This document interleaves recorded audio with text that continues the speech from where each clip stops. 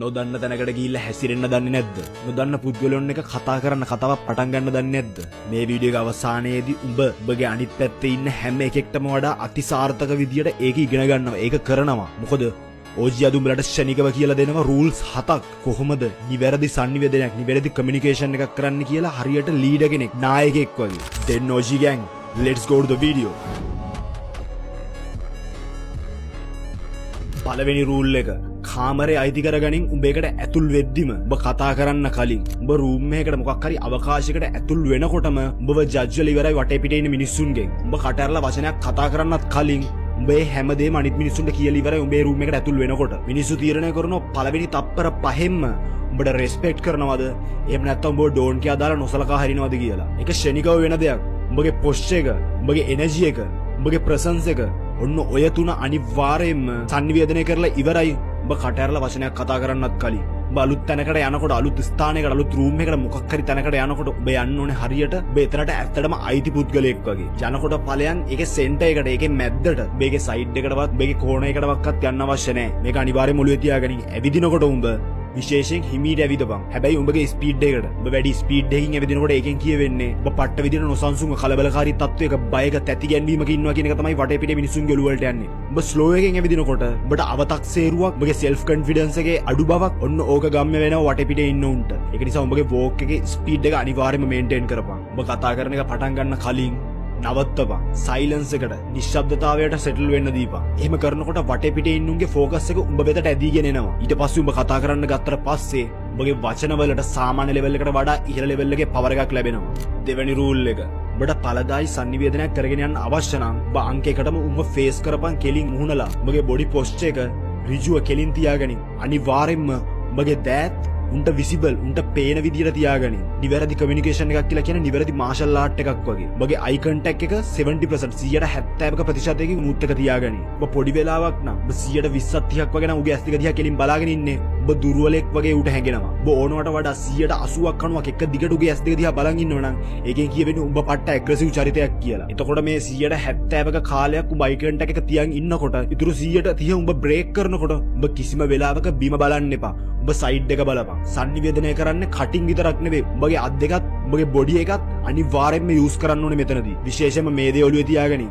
උඹ මේ කතාව කරගෙන යනකොට කිසිසේත්ම උඹගේ බොඩි මූව්මන්ට් එකටවත්, උඹගේ වචන වලටවත් බාධාවක් ගෙන්න ඉඩ දෙන්න එපා කිසිම කෙනෙක්ට. උඹ උඹගේ ටාගට්ස් වලට යනකොට ඒ වලට කිසිම එකෙක්ව බාධාවක් කරගන්නේ නෑ වගේ. තුන්වෙනි රූල් එක. උඹ කතා කරන ටෝන් එක, එහෙම නැත්නම් උඹගේ කතන ස්වරය හරියට රයිෆල් එකක් වගේ තියාගනින්.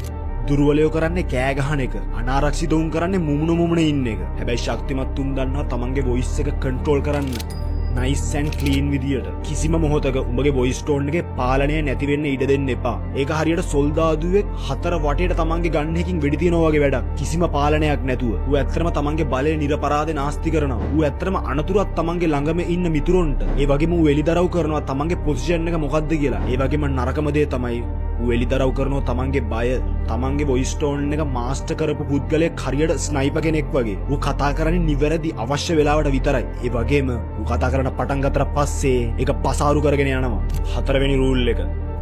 ලෝකේ තියෙන භයානකම ආයුධය තමයි ප්‍රශ්න ඇසීම.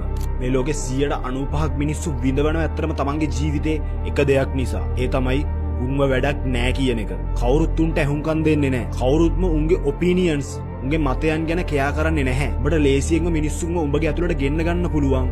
උඹ ඒ වගේ මිනිස්සුන්ගෙන් ප්‍රශ්න අහන්න යනකොට මේ ලෝකේ මිනිස්සුන්ට මේ ලෝකේ වෙනස් කරන්න ඇත්තටම අවශ්‍ය නැහැ. මිනිස්සුන්ට ඕනේ තමන්ට ඇහුම්කන් දෙන පුද්ගලයෙක්ව. මිනිස්සුන්ට ඕනේ අනිත් මිනිස්සු තමන් වෙනුවෙන් ඇහුම්කන් දීම. ඔබ පුද්ගලයෙක් එක්ක කතා කරනකොට ඔබ පෝස් කරපන්. ඔබ නැවතියන්. උඹගේ රෙස්පොන්ඩ් එක ඌට දෙන්න කලින්. මොකද ඒකෙන් කියවෙනවා ඇත්තටම උඹ ඌට ඇහුම්කන් දුන්නා කියන එක. ඒ වගේම ඌ කියපු දේ උඹ හොඳට හිතුවා කියන එක.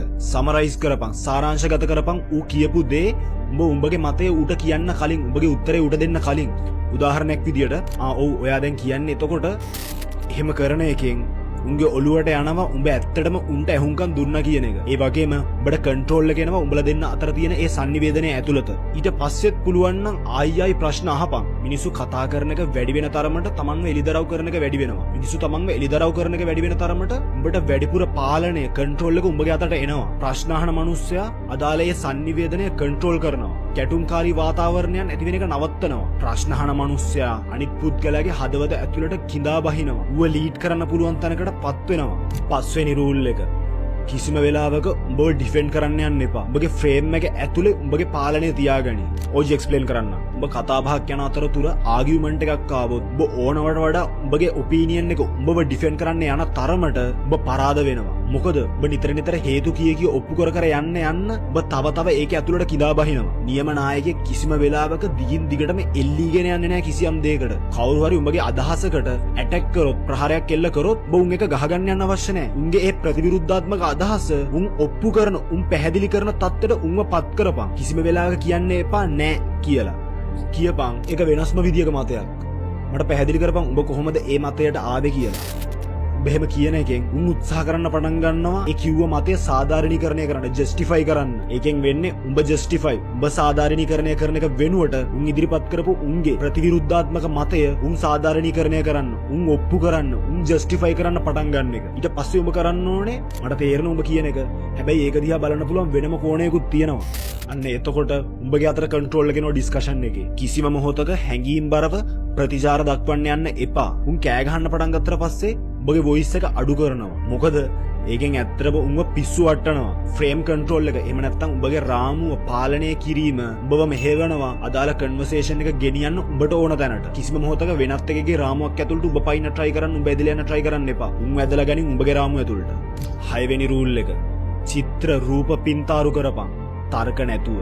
ෆැක්ට්ස් කියන දේවල් මිනිසුන්ව දැනුවත් කරනවා. හැබැයි රූපක චිත්‍ර පින්තූර මිනිසුන්ව ලීඩ් කරනවා. මිනිසුන්ට කිසිම වෙලාවක දත්ත කියන දේවල් මතක හිටින්නේ නැහැ. හැබැයි මිනිසුන්ට හොඳට මතකයි රූප, පින්තූර ඕනම සිදුවීමක. දුර්වල sannivedakayෝ ඇත්තම මිනිසුන්ට විසික් කරලා දානවා තොරතුරු, දත්ත, තර්ක, තියරි හැම ලබ්බකින්ම. හැබැයි නියම sannivedakayෝ මිනිසුන්ගේ ඔළුවල පින්තාරු කරන එක විදිහේ චිත්‍රවලින් අපිට අපේ ටාගට්ස් වලට යන්න අනිවාර්යයෙන්ම ඉක්මන් කරලා මහන්සි වෙලා හයියෙන් වේගෙන් වැඩ කරන්න ඕනේ කියන එක වෙනුවට මේක හරියට අපි ස්ටේෂන් එකකින් ඉන්නවා වගේ හැබැයි ජීවිත කාලෙට එකම එක දුම්රියක් වෙනුවෙන් ඒ දුම්රිය මෙතනින් ගියාට පස්සේ අපිට සෑහෙන දුරක් සීතලේ වෙවුල ඇවිදගෙන යන්න වෙනවා ඒ ගමන් මාර්ගේ. අපිට යන්න පුළුවන් ගමනාන්තයට. හැබැයි මේ කෝච්චිය මිස් වුණොත් අපිට අර කිව්වා වගේ කාලය අහිමි වෙනවා. ඒ වගේම කටුක අත්දැකීමකට මුහුණ දෙන්න වෙනවා.